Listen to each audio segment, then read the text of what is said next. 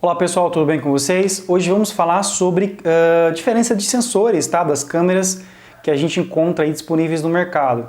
Basicamente a gente tem dois tipos de sensor, que é o sensor full frame e nós temos o sensor cropado, ou que também a gente pode chamar de sensor APS-C, tá? Além disso a gente tem outro tipo de sensores cropados, que também a gente vai falar no decorrer desse vídeo, tá?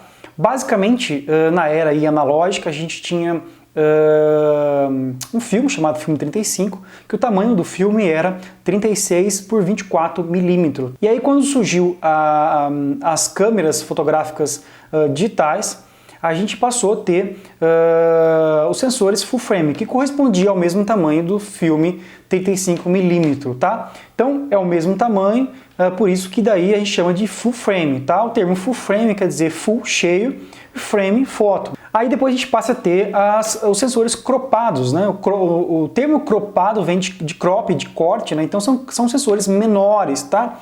Se a gente pegar, por exemplo, o sensor de uma câmera cropada da Canon, ela é 1,6 menor, tá? Ou se a gente pegar da Nikon, é 1,5 vezes menor do que um sensor full frame. Eu vou mostrar agora para vocês aqui um desenho que mostra uma comparação de tamanho de sensor para vocês terem uma ideia, tá?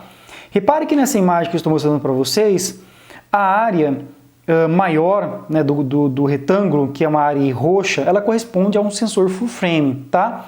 E dentro dele, se a gente for comparar em termos do tamanho do sensor APS, que é o sensor cropado, na área verde, repara que é bem menor, tá? E das câmeras compactas é bem menor ainda. E o que isso influencia o tamanho do sensor? O que isso influencia? A questão é o seguinte, quanto menor é o sensor, menor é a área de captura de imagem, tá? E consequentemente você consegue registrar menos informação. Pessoal, agora eu vou mostrar para vocês um desenho que mostra aí com mais clareza o que eu estava explicando para vocês. Nesse desenho a gente tem dois retângulos, tá? O retângulo da esquerda representa uma câmera full frame e o retângulo da direita representa uma câmera cropada, tá?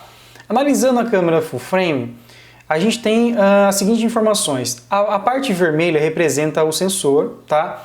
E observem que esse sensor ele é maior do que a câmera cropada, tá ok?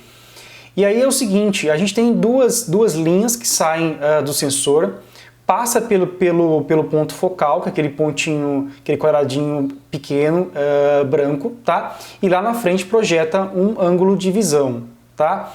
Reparem que essa projeção de campo de ângulo de visão na câmera full frame é maior comparado com o ângulo de visão da câmera cropada. Então, quanto menor o sensor, menor vai ser aí a projeção do ângulo de visão. E o que acontece? O que isso impacta na prática? Tá? Na prática, eu vou mostrar para vocês aqui uma foto de um ensaio que eu fiz com uma câmera full frame, tá?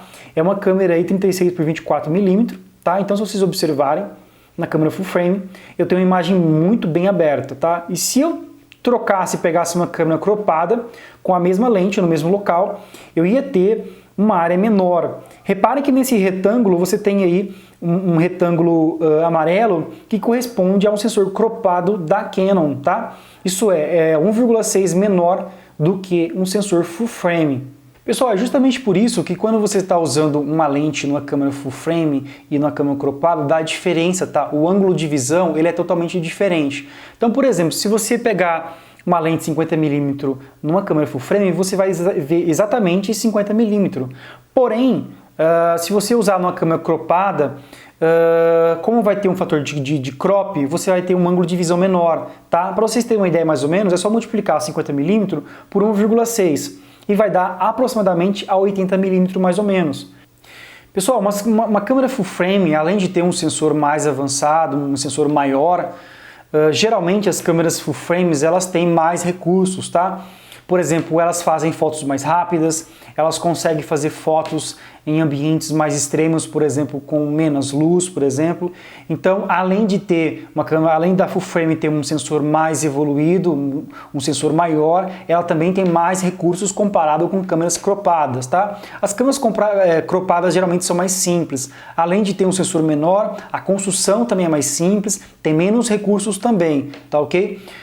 Justamente por isso que existe uma grande diferença de valores entre uma câmera cropada e uma câmera full frame, tá? Então, claro que assim, logo quando você estiver iniciando na fotografia, talvez você não sinta muita diferença. Então, talvez porque uma questão de custo-benefício, de percepção, compensa você iniciar comprando aí uma câmera cropada,